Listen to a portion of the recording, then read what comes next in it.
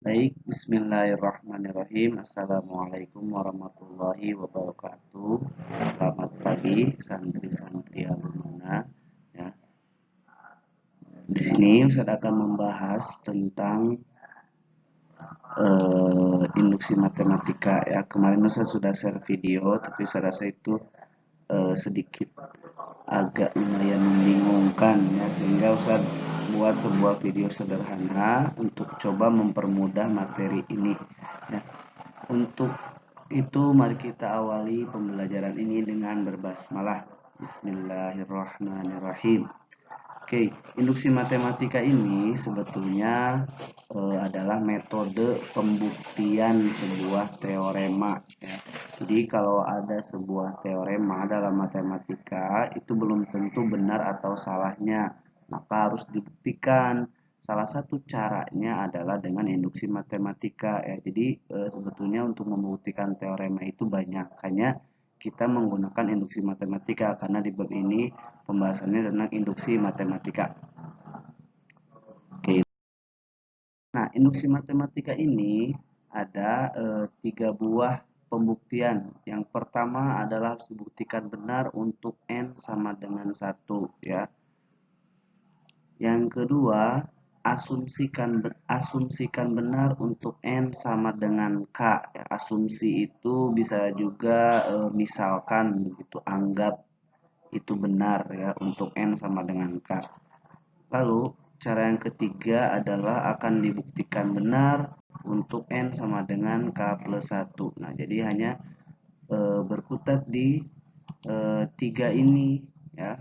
Jadi yang pertama n sama dengan 1, yang kedua nanti n sama dengan k, yang ketiga akan dibuktikan benar untuk n sama dengan k plus 1. Kalau tiga langkah ini terbukti benar, maka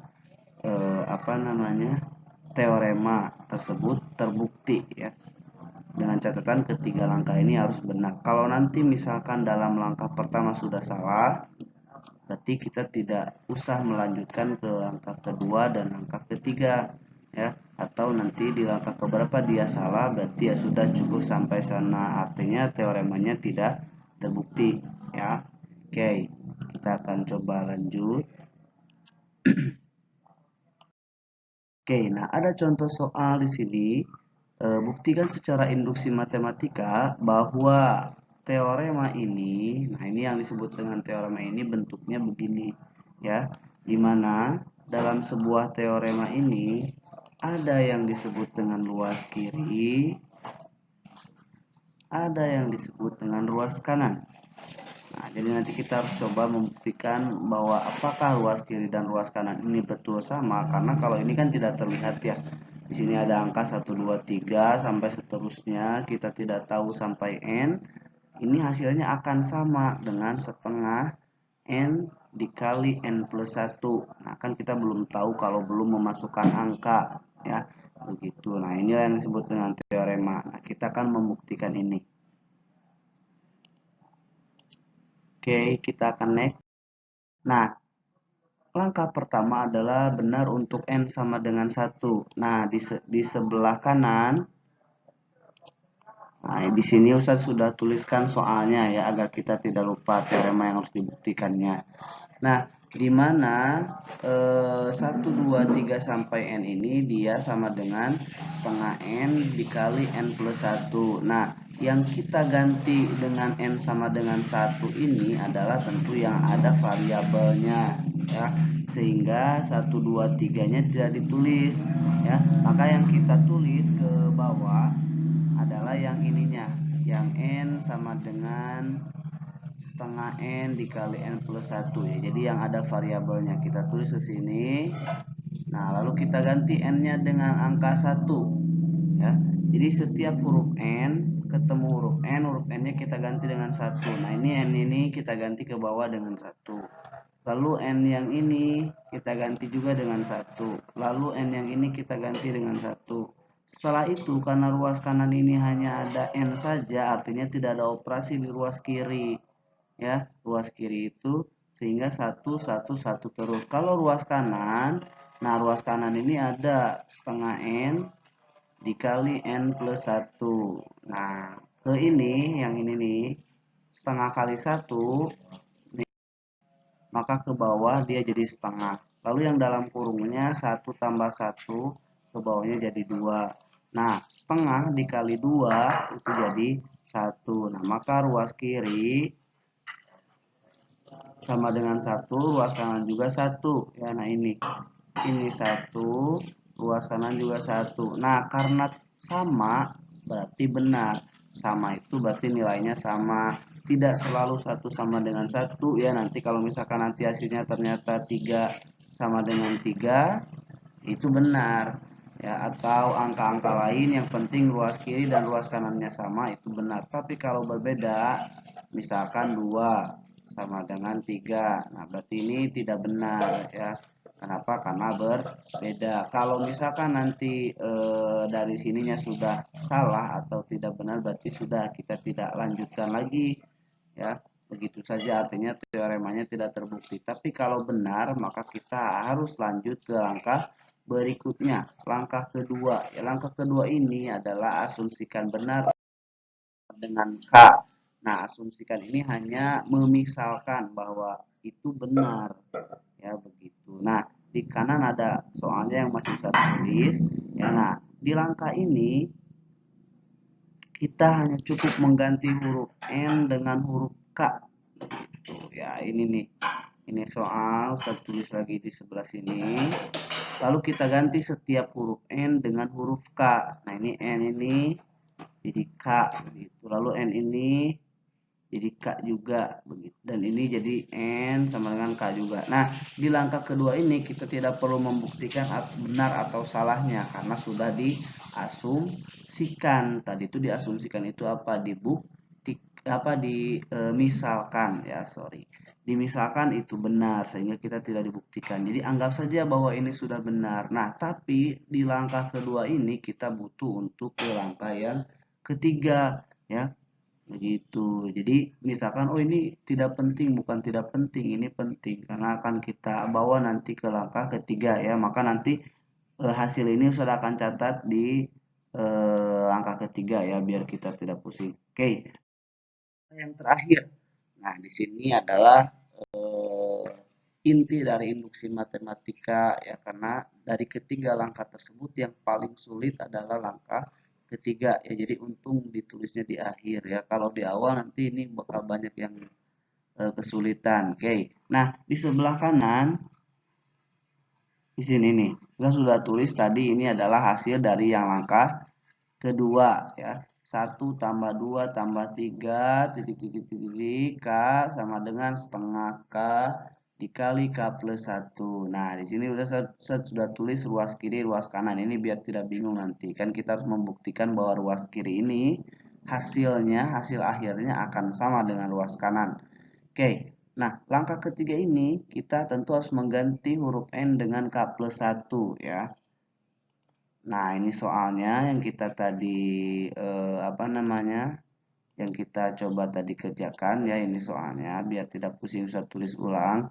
Nah, di langkah ketiga ini sebelum mengganti ya, sebelum mengganti N dengan K plus 1 ada yang harus kita lakukan ya. Kalau banyak cara sebetulnya, tapi kalau Ustadz lebih mempermudahnya dengan begini. Lihat di kotak yang kanan yang di langkah kedua tadi. Nah, kita tulis nih dari awal angka 1 semua yang ada di ruas kiri sampai dengan K ya, kita tulis ulang sehingga nanti muncul begini. Nah, ini. Jadi 1 sampai K ini adalah hasil penulisan ulang dari langkah kedua yang ruas kiri. Nah, yang ini ya, yang ini. Nah, begitu. Nah, lalu kita tambahkan dengan N. Tapi N-nya diganti dengan K plus 1. Sesuai dengan instruksi sebelumnya. Ya. Oke, nah ini sebetulnya langkah yang paling sulit. Karena kalau ke bawahnya nanti kita tinggal menghitung saja. Ya. Oke, bisa diulangi ya. Oke, bisa diulangi. Nah, di langkah kedua kita tuliskan ya yang tadi di cara kedua yang hanya di ruas kirinya saja sehingga nanti akan keluar ini 1 tambah 2 tambah 3 sampai dengan K ini. Nah, yang ini tuh adalah hasil dari sini ya, dari langkah kedua yang tadi asumsikan benar untuk N sama dengan K. Seluruh di ruas kirinya kita tulis ke sini. Lalu tambahkan dengan unsur yang terakhir. Unsur terakhir di soal yaitu N. Nah, tapi N-nya diganti dengan K plus 1. Nah, sehingga nanti dia bentuknya jadi begini. Nah, oke. Kalau yang ruas kanan, kalau yang ruas kanan itu sudah jelas ya. Setiap huruf N-nya kita ganti dengan K plus 1. Nah, sehingga ini ada K plus 1 dari N yang ini. Lalu K plus 1 ini dari N yang dalam kurung ditambah 1. Oke. Nah, dari sini kita hanya perlu operasi-operasi biasa. Nah, di langkah diasumsikan benar juga, kita ingat bahwa 1 sampai K ini hasilnya sama dengan ini, setengah K dikali K plus 1. Nah, maka kita ganti. Nah, begitu. Jadi setengah K ini dari mana nih? Setengah K dikali K plus 1 dari langkah kedua juga yang tadi asumsikan benar. Ya, karena dari 1 sampai K ini, nih 1 sampai K hasilnya sama dengan setengah K dikali K plus 1. Begitu, sehingga kita ganti ke sini ya. Kalau K plus 1 ini turunan dari yang atas. Oke. Nah, yang sebelah sini kita tulis ulang. Yang ruas kanan kita tulis ulang. Oke, next. Nah, di sini kita tinggal kalikan ya. Dikalikan setengah K dikali K itu setengah K kuadrat. Setengah K dikali 1 itu setengah K ya, karena ini operasi perkalian yang ini. Nah, kalau kesininya kita tidak ya, kalau ke yang K plus satunya kita tidak kalikan karena ini ada tanda tambah, sehingga kita tinggal buka kurung. Nih, K plus 1 ya tanpa kurung.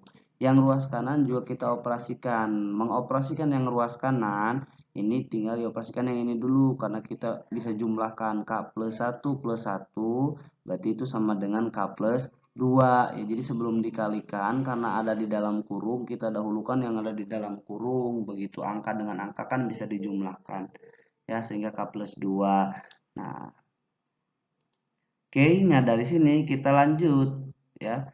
Kalau yang ini setengah K kuadrat itu tentu tidak bisa dioperasikan dengan yang lain, maka kita tulis saja setengah K kuadrat. Nah, yang bisa yang ini, setengah K ditambah K.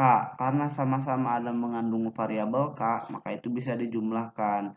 Ya, begitu. Nah, ingat bahwa kalau misalkan K saja, artinya angkanya di sini ada angka 1. Ya, begitu. Sehingga kita ibaratkan setengah tambah 1. Nah, hasilnya adalah 3/2 ya. 3/2 K ditambah 1. Nah, lalu kalau yang ruas kanan, nah yang ruas kanan ini kita kalikan ya. Kita kalikan dengan cara begini, K dikali K kuadrat. Lalu K dikali 2, 2K. Lalu 1 kali K 1 kali 2, 2. Sehingga hasil akhirnya usah tulis di bawah begini. Ini sudah hasil akhir ya. K kuadrat ditambah 3K ditambah 2 ya. Jadi ini harus kalian uraikan nanti ya. Jadi kan tidak ujung-ujung ke K kuadrat tambah 3K. Jadi K dikali K kan K kuadrat begitu ya. K kuadrat. Lalu K nih dikali 2 itu sama dengan 2K gitu. Nah, lalu yang selanjutnya 1 dikali K. Nah, ini udah jelas-jelas jadi K ya.